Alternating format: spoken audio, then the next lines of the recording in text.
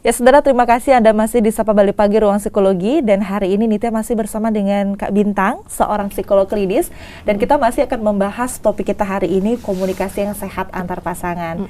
Nah, tadi terakhir kita sudah membahas sedikit tentang komunikasi yang berkualitas. Itu adalah komunikasi yang tidak mengganggu waktu, begitu ya, aktivitas atau jam istirahat dari pasangan kita, begitu. Jadi ya tetap suportif lah untuk pasangan kita.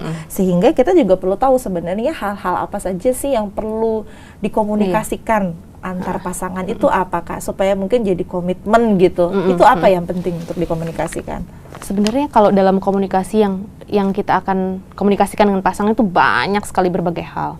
Tapi mungkin kita bahas yang secara umum aja gitu ya di sini. Yang pertama adalah aktivitas kita sehari-hari, kebiasaan kita.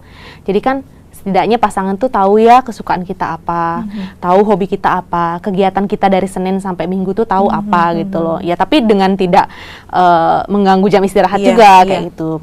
Kemudian misalkan Nitya dengan pasangan Nitya tahu nih pasangannya lagi kemana. Jangan sampai malah orang lain yang pacarmu tadi kesini ya gitu. Kita nggak tahu gitu kan, jadi perang dunia. Kok pacar sendiri nggak tahu gitu kan. Atau kalau hilang biar nggak marah-marah gitu. Tadi kamu kemana gitu kan, bisa jadi seperti itu. Terus kalau misalkan hubungannya sudah mulai terjalin lebih serius, ada baiknya kita mengkomunikasikan atau terbuka tentang finansial. Itu juga penting gitu loh. Kan kita nanti maunya serius berumah tangga, harus tahu dong, maksudnya keterbukaan finansial itu harus ada seperti itu. Karena di dalam pernikahan itu salah satu yang bisa menjadi momok permasalahan yaitu misalkan adanya ketidakterbukaan secara finansial kayak gitu. Bisa menjadi pemicu atau pemantik permasalahan kayak gitu.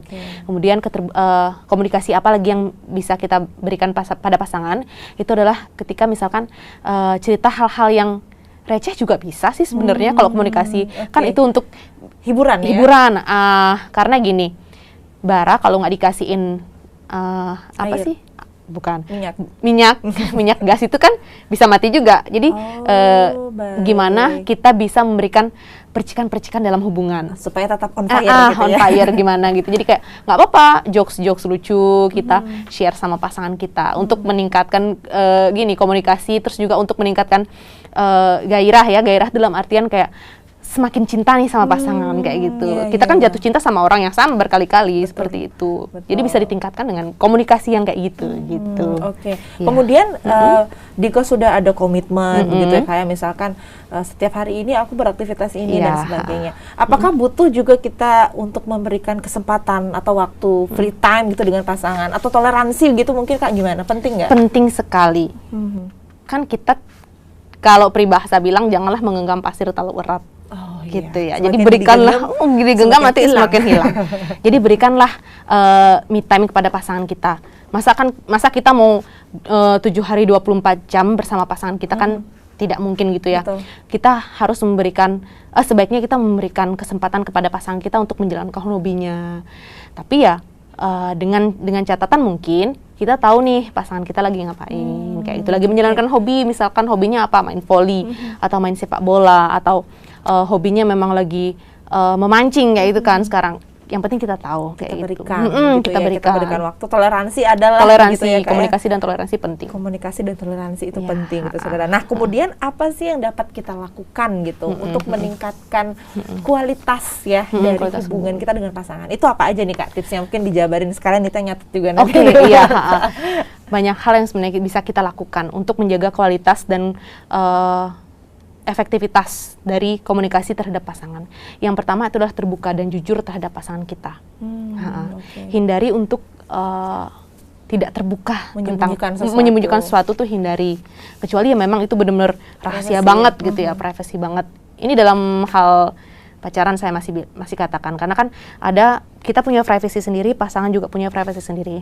Cuma ketika hal itu harus didiskusikan berdua, ada saatnya kita harus terbuka. Karena keterbukaan akan menimbulkan saling kepercayaan. Itu yang pertama. Yang kedua mungkin setelah tadi kita bisa melakukan keterbukaan atau bisa mempraktekkan keterbukaan dengan pasangan kita, timbullah rasa saling percaya. Jangan sampai rasa takut kehilangan kita pada pasangan itu lebih besar dibandingkan rasa cinta kita kepada pasangan. Wah, itu yang bagus ya, jangan sampai ya. Jangan sampai ya? seperti itu. Jadi ketika rasa takut kita akan kehilangan lebih besar dibandingkan rasa cinta kita, itu kita akan menjadi orang yang overprotective. Oke, jadi posesif jatuhnya. Posesif jatuhnya. Jadi kamu nggak boleh ke sini, kamu nggak boleh ke sana, kamu harus sama saya. Ya kan nggak gitu juga. Jadi toksik ya, Kak ya? Iya, jatuhnya ke toxic relationship jadinya. Oke, baik. Kayak gitu. Jangan sampai. Ya, hindarin. Terus yang ketiga adalah rasa empati. Rasa empati ini adalah bagaimana kita menempatkan diri sebagai pasangan kita. Sebaiknya sih kita mengetahui ya, kenapa pasangan bisa berperilaku seperti itu. Kenapa sih kira-kira nih? Jangan langsung asal menyalahkan atau menjudge. Kamu kayak gini pasti karena ini ya. Itu kurangin seperti itu. Jadi coba kita belajar empati, menempatkan diri kita di pasangan. Kenapa kira-kira dia marah? Kenapa kira-kira dia berperilaku seperti ini? Jadi nanti akan ada saling cerita. Aku kayak gini loh, yang aku kayak gini loh, kayak gitu. Dan muncullah itu komunikasi itu ya. Komunikasi itu yang salah satu caranya itu rasa empati. Kemudian menjadi pendengar yang baik. Pasti dalam setiap pasangan tuh kita akan sering berdiskusi, berdebat itu. Kita pasti nggak jauh-jauh dari itu gitu loh. Terus kemudian misalkan dalam berumah tangga mau beli apa aja itu kan harus jadi satu kesatuan kan. Betul. Kesepakatan. Nah tapi kalau misalkan itu tidak ada, itu bisa memecah belah. Jadi istri pinginnya ini, suami pinginnya ini. Perdebatan lah terjadi gitu ya. Kemudian kalau misalkan suami pulang-pulang murung nih, misalkan suami pulang-pulang murung dari kerjaannya, dia ngoceh seharian. Ya udah, kita mendengarkan sebagai pendengar yang baik gitu loh. Nah setelah dia selesai cerita, baru kita tanya, kamu nggak apa-apa, kamu kenapa, kayak gitu. Yang menjadi pendengar yang baik. Kan orang bercerita itu ada dua tipe ya. Dia pingin mendapatkan saran atau enggak, dia cuma pingin sekedar melampiaskan kemarahannya. Ada yang seperti itu. Itu balik ke tujuan komunikasi tadi ya, sebagai pelampiasan emosi seperti itu. Banyak hal sebenarnya untuk meningkatkan komunikasi dalam hubungan. Kemudian ini nih yang paling sering mungkin ya, jangan membahas masalah yang sudah lewat. Nah ini yang siapa kayak yang suka bahas-bahas mantan di sini? Salah satunya itu misalkan nih saya dengan pasangan saya sudah clear masalah yang pertama nih, kemudian 2 minggu lagi saya ada masalah yang beda sih sebenarnya topiknya masalahnya, tapi saya lagi ungkit, kan 2 minggu lalu kamu kayak gini, kamu kayak gini, kayak gitu loh. Jadi masalah yang sudah clear 2 minggu yang lalu kita bahas di sini, padahal jauh banget nih masalahnya. Kamu kayak gini kan minggu lalu kayak gini.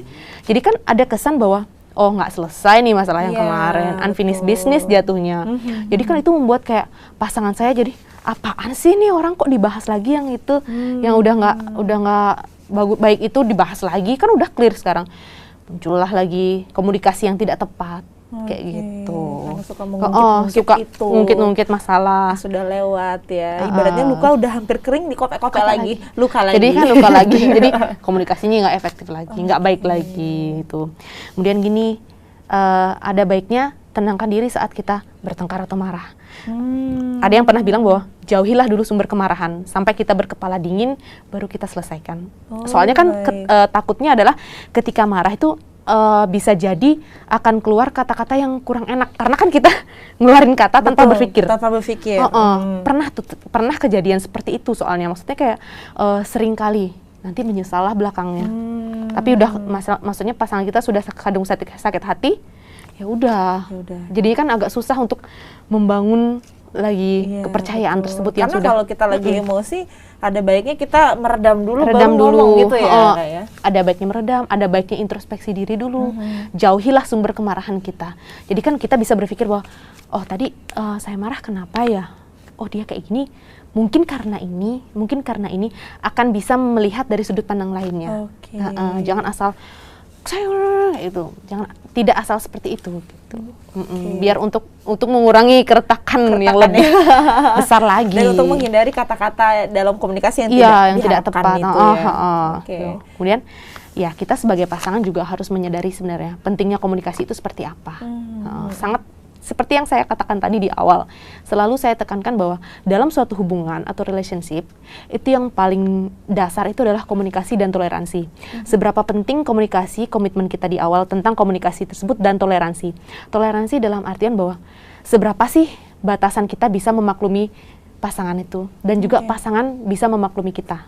Kalau misalkan komunikasi dan toleransi itu seimbang, niscaya hubungan akan langgeng. Oh, Itu kunci baik. utamanya. Itu kunci utamanya. Nah, kalau misalkan kita lihat lagi nih Kak, tadi kan dampak dari komunikasi yang tidak baik mungkin akan menimbulkan perasaan-perasaan tidak enak begitu ya, kemudian insekuritas. Nah, kemudian kalau sebaliknya nih Kak, komunikasi yang baik nih antar pasangan benefitnya gimana Kak? Khususnya untuk kesehatan mental. Iya.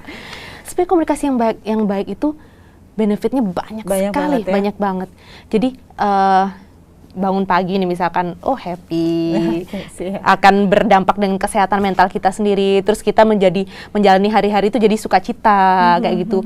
Motivasinya lebih tinggi, kita akan bisa berkarya lebih banyak lagi. Lebih produktif Lebih produktif. Pasangan kita mendukung apa yang kita lakukan. Pasangan kita mendukung baik itu secara emosional, bagaimana. Jadi kan kita jadi menjalani hari-hari itu jadi oke gitu loh. Jadi menjadi pribadi yang seperti Nitya tadi katakan produktif, bisa menghasilkan apa aja, performa di kantor juga meningkat atau performa dimanapun juga meningkat kayak gitu. Jadi terus kayak hubungan akan semakin bisa memahami karakter masing-masing sih jatuhnya seperti itu. Ketika terjadi komunikasi yang baik antar pasangan. Kita jadi paham gitu, oh ternyata pacarku atau suami dan istriku nih gak suka nih kalau kayak gini. Jadi secara nggak langsung dengan komunikasi itu juga kita bisa lebih paham dengan karakter pasangan masing-masing.